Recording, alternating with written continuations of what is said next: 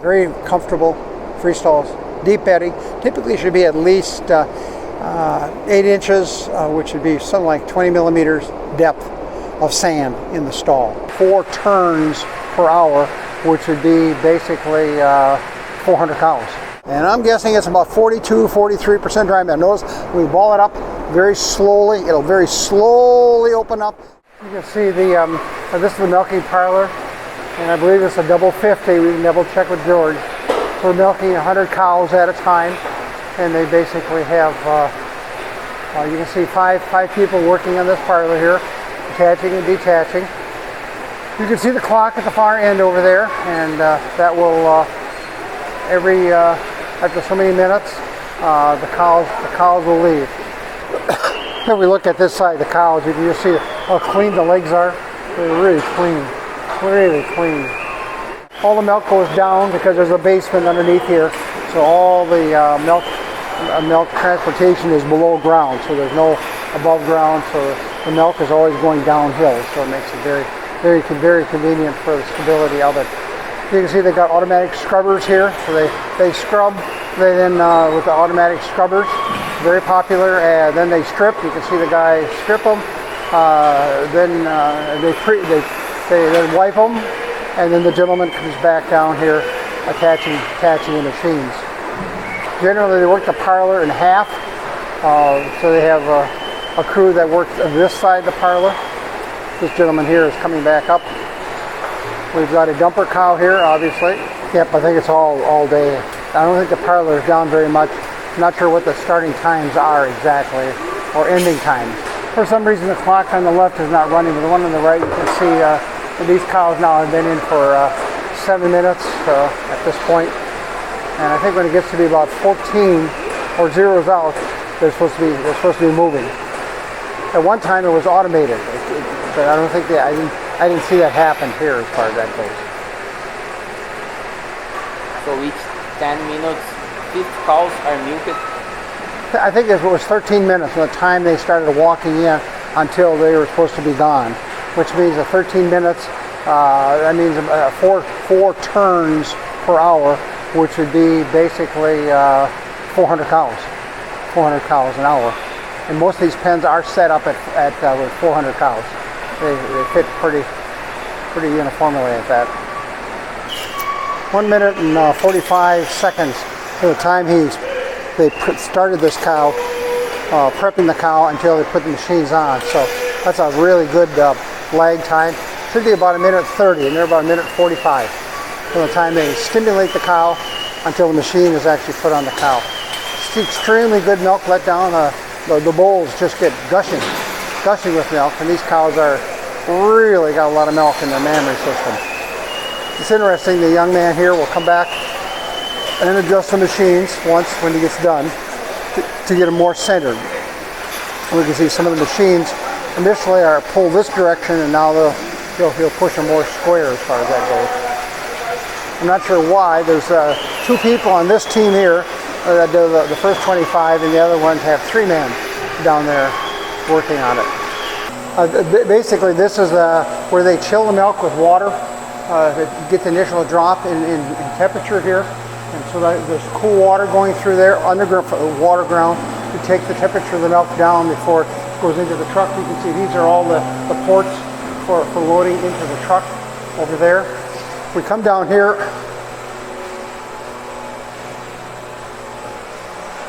this is the sub-sampler right here. So it will sample a small amount of milk from each of the strings of cows here, and that then is available to be checked for antibiotics, added water, residue, those kinds of problems. So it's all on-farm certified. So once it leaves, it's certified here, then it can go right into one of the trucks here and be ready to hit the road, as we'd say, get ready to leave as far as that goes. This is a very unique thing. Other farms, what will happen is the person will come to the farm, take a sample from the milk co-op, then take it back to the lab, and the lab check it, and by the time the lab certifies it that the milk is ready to be moved. Here it goes right basically from the teat end to the cow. So literally, you could be drinking milk that's less than 24 hours old from the time it leaves the cow's mammary system until you get your jug of milk in the store. So it's very fast and fresh as far as that goes. It's interesting, I didn't realize that they must have done some expansion because now they've got more ports. You can see there's another 2 tankers here, and there's another 4 tankers here. So it's potential to have 6 semi-tankers here to load the milk out. Needless to say, when you get a big storm here in Illinois, it's not a good situation because this milk has to move from that aspect. So this is a pretty unique deal right here as far as that goes, certified by the state. We may have George talk more about it as far as that goes. And you can see everything comes in mass. These are big totes. These are all T-tips and products like that. A lot of the pumps are over here that are running. The milk equipment, you hear the whining of the pumps as far as that goes with it. So high tech. Big commercial washer and dryer sits over here. They wash all the towels after each milking in that large commercial unit as far as that goes. Well, this is the real heart of the feed center here at Stone Ridge Farm. You can see that we have all the commodity sheds here, and we'll count those up before we leave here, but you can see one is empty, but some of them you'll see have processed hay in them and products like that. You come over here, you can see we got different grain combinations over here. Some of this could be like a milk cow protein mix as far as that goes. Some of them will be just pure commodities like cottonseed or corn gluten feed or products like that. So if we look at over, they got 1, 2, 3, 4, 5, 6, 7, 8, 9, 10, 11, 12, 13, 14, 15, 16, 17. I count 19 different bays as far as that goes, which gives them real flexibility. Designed very nicely because it gives protection from the north and from the west, and that's the prevailing winds would come in here in central Illinois. Yes, we get winds from the south, but it's not very common, and usually they're warmer as far as that goes. Notice the height of the roof line here. It means that the semis can back in pretty close and dump their whole load as far as that goes. Some will come in by dump truck or by elevated dump truck. Some will have live floors, which means that it empties out to the back of the farm or back of the trailer as far as that goes. You can also see, if we look over here, all the big silage pits we have here. These were done, and that's the movies you have of making some of these pits here. And you can see we've got a big silage pit over here. It looks like we have a haylage pit over here at this point, and we can drive over and take a peek at those. Very high, and of course with the amount of feed they got to store, safety becomes a huge factor.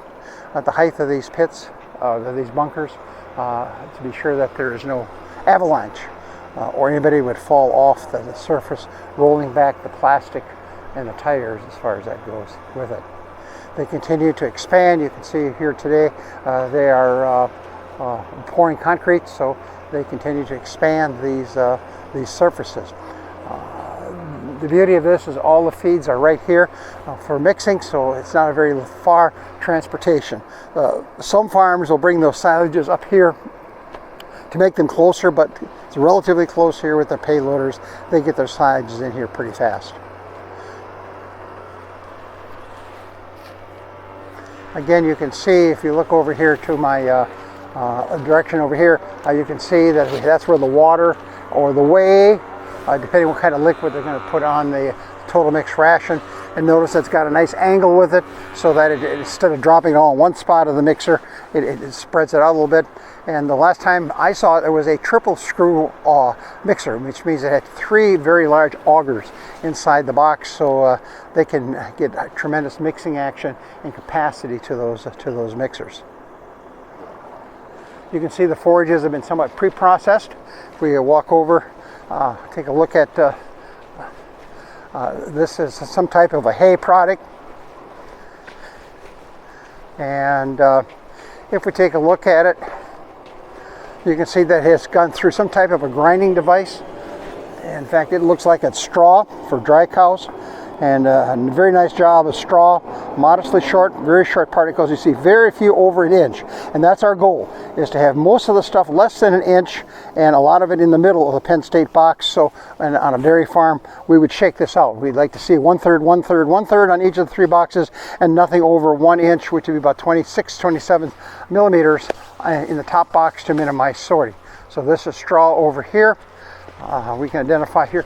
So that, I'm not sure if they use a tub grinder, but they really process that very, very nicely so that it's ready to mix, to go into the mixer. Here we have a hay product that is, don't think that one's been processed. It looks like it's still some type of a bale, because it looks like it has bale, but fairly high quality with it. A little stemmy on it. So if you grab it and you grab it like that, it's kind of sharp. From that aspect here, this has not been pre-processed. This looks like these are bales at this stage of the game. And we can look at the yellow forage one over here. And I don't think this has not been processed either. You can just see the different flakes. Looks like big squares out here at this point. Let's walk down here. We'll look at a couple other commodities that we might be able to identify over here. This looks like corn at this point. Looks like ground corn. This looks like could be soy hulls as a pellet. It's that or it's corn gluten. Hard to tell from a pellet if it's soy hulls or corn gluten. I'll bet it's gluten as far as that goes as well. This looks like another allocation of cornmeal. We'll take a peek at it and see what it looks like. Yep, you can take a look at it. And again, when you look at the cornmeal, you like to see it very fine, and it is. They really got this. I'm guessing this is about 500 micron size corn. And a very nice job. And that just came in today. You can see they had the truck just dropped it here. There's another bay of it that's got older corn. That's very common, because now we can make sure we use the older feed, for lack of a better word, rather than let it increase in age. Looks like we have another corn. Looks like another bin of corn. And this is the one they're feeding out of right now. You can see the tracks where they're moving it. Not sure what this is. We'll take a look at it. Looks like it's a composite feed of something, meaning it has a mixture of various feeds, and it looks like it could be for dry cows. It looks like I got straw in here. I got corn. I got some concentrates in here. So this is fairly common in big farms. We call a blend mix. So they'll put maybe 3 or 4 ingredients together, and so you'll put in 4 or 5 kilos of this rather than 1 kilogram of one feed and 2 kilograms of another feed. That makes 4 different mixes. This is all done here. That's normally done usually when the mixer is available, typically in the afternoon when they're not making feed for the cows. That'd be a composite mix. I'm guessing it's for dry cows. And as we walk along here, we've got that looks like it's a mineral mix, some sort, fairly dark. Don't believe it's molasses. And again, a fairly empty commodity mix, another mineral mix here, because they got dry cows, milk cows. I believe they feed a 1 group TMR to all the lactating cows, because the cows averaging almost 46, 47 kilos or liters of milk. So basically they need to get all the groceries they can to the cows from that aspect. Okay, now what we have here is really one of the largest bunkers you'll probably find in the United States. It's very, very high. You can see that this is corn silage, so they will take off the face. This is the face, and you like to take off perhaps at least 6 or 8 inches a day. My guess is they're taking over a foot off of the face of this bunker here. You'll notice all the striations. That's because they're using a power rake, so it rakes down, and it works very, very well to bring down and keep a very tight surface as far as that goes. If you look at very high at the top of it, you'll see a fork up there, and that is primarily if there's any type of damage due to a hole in the plastic or something like that, they will throw that spot away, because there'll be molds from that aspect as well. I don't know if they'll be mixing any more feed. Ideally, there should be no feed on the face of the bunker here, because that'll get warm, and in 24 hours that feed will start warming up. So I don't know if they're going to do any more mixing or not, but it looks like they knocked down a little bit more than what they needed out here in the program. They do a very nice job. They'll knock that feed down, and then the bucket will come in and tip it upside down or mix it. So because we know the silage at the top will be slightly different than the silage down below, and so they'll go in and mix that up and get a more uniform corn silage. Corn silage is a major part of this ration here. I think it makes up probably 40 or 50% of the dry matter is corn silage. So it's a really heavy corn silage based diet, all produced right here locally on land as far as that goes.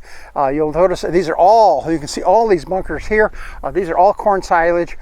George tends to want to have a year's inventory, and that again becomes experience. 5 or 6 years ago we had a big serious drought here, and this big farm was down to within days of running out of silage, and he said that'll never happen again. Bankers get very nervous about that because obviously I've got this feed sitting here for 8, 9, 10 months not earning any money, but the answer is you don't want to run out of feed at the level of production type of cows and that we have at this stage of the game. So he keeps a big inventory, especially on the corn silage. The hay, he purchases it every year, brings it in here, usually here in April and May, coming from the hay growing areas of Nebraska and Kansas, and puts it in that big hay shed that we just went by, and he controls that. But there isn't that much put into the ration. Usually the cover crop is made into a lower quality forage for dry cows. So it's we jokingly call that poor man's straw or rich man's straw, whichever way you want to use it. And it's going to be better than straw because it's being harvested in the dough stage, which means that you still have some grain and other high quality nutrients in it, but it certainly is not the quality of corn silage. Another neat thing, if you look at the bunkers here, you'll see all this limestone on the edge. I mean, he just seals it. He just really seals it down. And in fact, usually the first couple of days after they've been siled, they'll put a fan underneath the plastic to suck the air out, any air that's coming out, so it doesn't billow up. And then they'll put this limestone on the edge to really hold it down. Because there's winds. Yesterday, when we were here, we had 25, 30 mile an hour winds. Well, trust me, if the plastic is not tied down, it will move. And again, you can see if we look at these bunkers here, these tires are tied together. So again, the tires are hooked together. The good news is, you look here on this surface here, there is no damage at all. And I look around here, and I guess I look at all the different bunkers and I do not see any damage. Usually that damage is caused by birds, or it's caused by an animal that gets loose and decides to go across the bunker. I'm not thinking many animals would climb up that big pile, as we would call it at this point. Fairly steep pile, so certainly it takes skills. I believe they had 5 or 6 tractors packing this bunker this year, and they had 2 big cloth choppers out in the field with 5 semis or so bringing it in. So I think it took 5 or 6 days to chop these huge piles of corn silage and pile it in. It's all done by a crew out of Wisconsin, and it's custom. They do put an inoculant on it, so it's done right. It is done right. The unique thing, of course, is the limestone on the bottom, and then tying all the tires together, both vertically and horizontally. Excellent job. I'm not sure who does that. I'm not sure if they have a crew that comes in. One year it was the football team came in and did it, but I'm not sure they do that anymore because of liability. I think maybe the company that chops it also seals it. Normally there's a oxygen barrier on it so that it doesn't allow air to impregnate into the silage, and that's a common one is called Silo Stop. That's a commercial name, but there are several of them at World Dairy Expo that now sell those kinds of products, a special kind of plastic. Always the white to reflect the light, and then the oxygen barrier is on below it, either as a separate layer or in some cases it is bonded to the white plastic and is a one application. We're not too high here. I would not stand over there. So this looks pretty safe, but you got to be careful. I call this the magic pen check. And if I can push this pen in here, that means that it's not packed. And I can't get my pen in here at all. So that probably means it's at least 16 to 18, more than 18 pounds of dry matter per cubic foot out there in the program. We look at the corn silage. And if you look at the corn silage, that's a theoretical length of chop. That's 3/4 of an inch, or basically 19 millimeters as far as that goes. A good job of chopping, very uniform, not a lot of stragglers. You can see a few little pieces of corn. Here's one corn kernel, and it's fairly hard. So we don't want to see any corn kernels in here. That's the only one I've seen so far. This one is, here's a second one. It's damaged a little bit, but again, if it mushes on me, like if I push it between my finger and mushes, then the cow will digest it. These mush a little bit at this point, and nice job, a good job here. This is loose silage. It's been knocked down. Otherwise, there's no way I could reach in there and grab it. I'm going to squeeze it, and normally, if I can squeeze it and get juice out of it, it means it's it's 30% or less dry matter. So I'm squeezing it, and I'm squeezing, and I'm not going to get any juice. I'm not getting any juice. And then I open it up, and you can see I have moisture. It holds nicely together. I'm guessing this at 35% dry matter in the program. Again, I would tighten up the kernel processor rolls a little bit tighter. Again, I see a little bit more corn than I'd like to see in here, but it's not a lot. It's not a lot as far as that goes. All the cobs, all the piths are well broken up. We're not in one of the big barns. I believe these barns are 1/4 mile long, and of course it's a double four design, which is a really nice design barn here. If you look up in the area, you can see that we've got an open ridge. Really open ridge, wide open, so allows for that warm air to move up. Under here you can also see we got curtains on the side there down all the way because it's a fairly warm day, and you got all the fans on. So really putting good cow comfort in here. This is pretty comfortable. My guess is 5 to 7 degrees cooler than it is outside, and so it's worked very well here in the program. So see the TMR here. I think they only feed once a day out here. And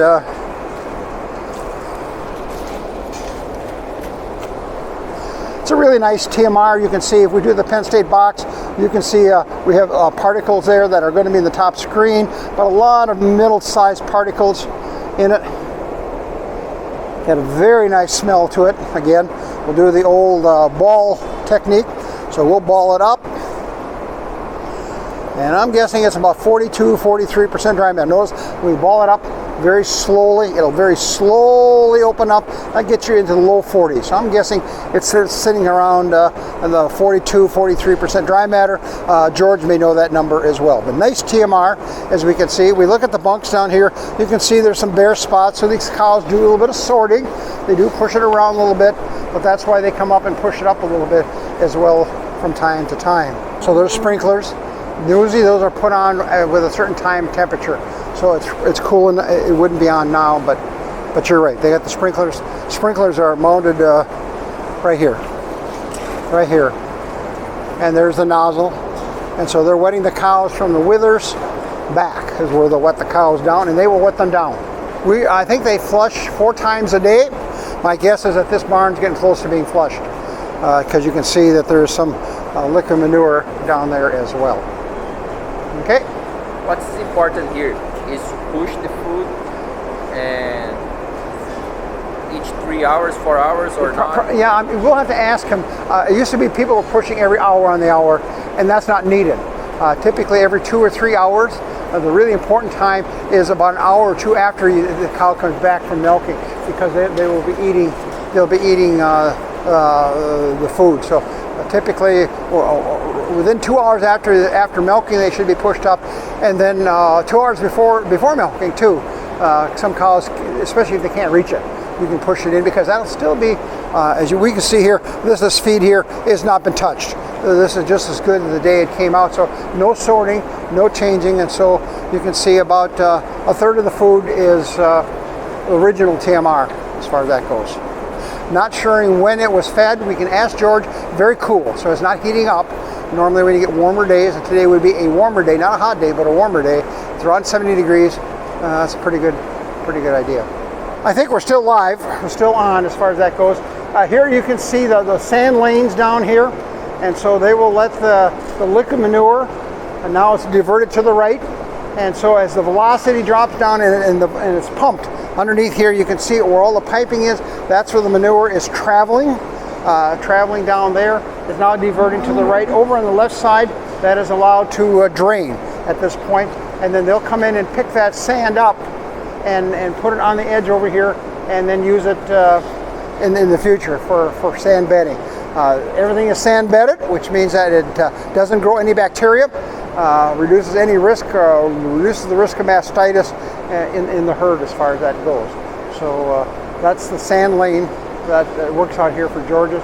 Then the liquid, once we get it drained out, it goes back into a big lagoon, and that's then pumped out either as irrigation on the land real close, or hauled by trucks and then a little further away, because obviously we have lots of nutrients here with 3,000 cows. Thumb rule is roughly about 1.5 acres per cow to get rid of the manure. So if you've got 3,500 cows, you need about 5,000 acres of land to effectively utilize the nutrients that are found in the manure. So most of that is under contract. George, we have, and a contract meeting. We'll bring the manure out there for a fee, and then we'll buy the crops on back. So it's a kind of a win-win. People discovered for corn, if you use manure, you'll end up getting 15 or 20 bushels more per acre than if you're using commercial fertilizers, because of the trace minerals and organic matter that comes with it out there in the program. This is the route to the milking parlor. So cows, when they got to be milked, this is the way that they go up to be milked, and then they come back on the other side. So that's how they get the cows up to the milking parlor. And the milking parlor is just basically one barn, I think it's maybe 2 barns over, right in the middle. It's right in the middle where all the milk trucks were pumping the milk at this point. Good news is, you look around, lots of cows chewing their cuds and very comfortable in the barn, very comfortable. Nice breeze with the fans. We had the Chicago Tribune wanted a song about how bad the cows are being treated in these big farms, and we talked about George's farm, and we say it's like a day in the beach with a shade and water in that. And after about 10 minutes talking, he said, well, that's enough information.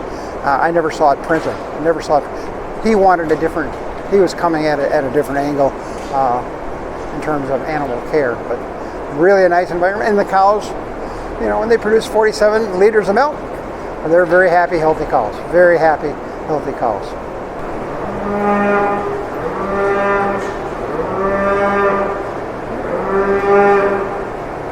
And you can tell it's milking time because there's a number of cows literally congregating right up here by the gates. So they're ready to be milked. Very good time to look at cows as you walk by in terms of lameness. If any of the cows are showing any evidence of lameness, which means that the heads would be bobbing up and down a great deal. When cows walk, the heads do bob, but you'll notice the black cow has no bobbing. The first cow did, but they're walking quite well. You're a young cow. Very full cow, lots of milk. These are the ones we saw earlier and said, these udders are pretty full. Remember, they're milked 3 times a day, so you imagine only milked twice a day, how tight these udders would get at this point. Cows are walking really well. I don't see any cow showing me any signs of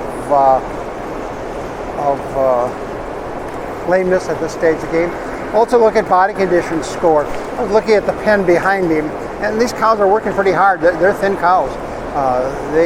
They are not heavy cows, is my view here. These cows have a little more body condition score on them, so these might be later lactation cows. I'm not sure. We could ask about that as well. Very young cow just in front of us here. This looks like a younger cow group, although this is an older cow right here in front of me, so hard to tell how they're grouping them. It could be done by reproduction, but they're in good shape. They are in a better shape, this group. I look at the vertebrae. You can see the vertebrae, like the white cow. You can see the vertebrae exposed on her. Well, you don't, and the cow looking at us right now, you don't see that at all. So this is the white cow with a high tail head is a little thinner than the cow that wants to pose for us and look at us, which is 1286 at this point. So, and of course, we're not helping a great deal. They all decide to look at us, just like at the Jersey herd. We're different, we're weird, so it kind of slows the process up, and we don't get to see the cows walking quite as easily as we did before. Okay, we're just looking here now at one of the barns. It looks like the cows are going to be coming back to this one here. Notice it's been flushed. So all the manure, the urine, the feces, all gets flushed down to the middle of the barn, and then it goes out to the sand separator, and then of course out to the lagoon. So the water comes from that very large silo right over here is where that water for this barn will flush from. My guess they're flushing 3 times a day, probably after each. Notice how nice and level the beds are. They have a lot of sand in the beds. Looks like somebody does come out here and check them. You see there's any feces or urine. Feces especially are in the sand, and they'll just rake that off from that aspect there. It's a really wall of water, so it really cleans it out well. Notice there's really no buildup here. So I'm not sure what the speed of that water is, maybe 4 or 5 miles an hour. But it really does a very nice job. And if you looked in the milking parlors, you saw the legs are really quite clean on the cows, and that's always a good sign. And of course, his low somatic cell count, one of the lower ones in Illinois, would reflect the success of the flush system. The water is recycled, which means that they will take water that's been out here in the lagoon and pump it back into these silos and reflush it. So when they flush it, you know immediately it's recycled water, because it's fairly strong odor that's associated with it. But if you smell, there's really no odor on the farm, and very few flies. Those are probably the reasons why we just don't see many flies. There's a few flies, but nothing like you'd see on some farms with the cattle like this.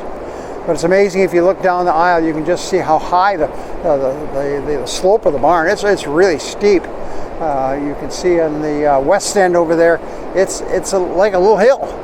It's like a little hill as far as that goes. And this end would look the same way. We're standing here now, but we just don't see as much of it as far as that goes in the program.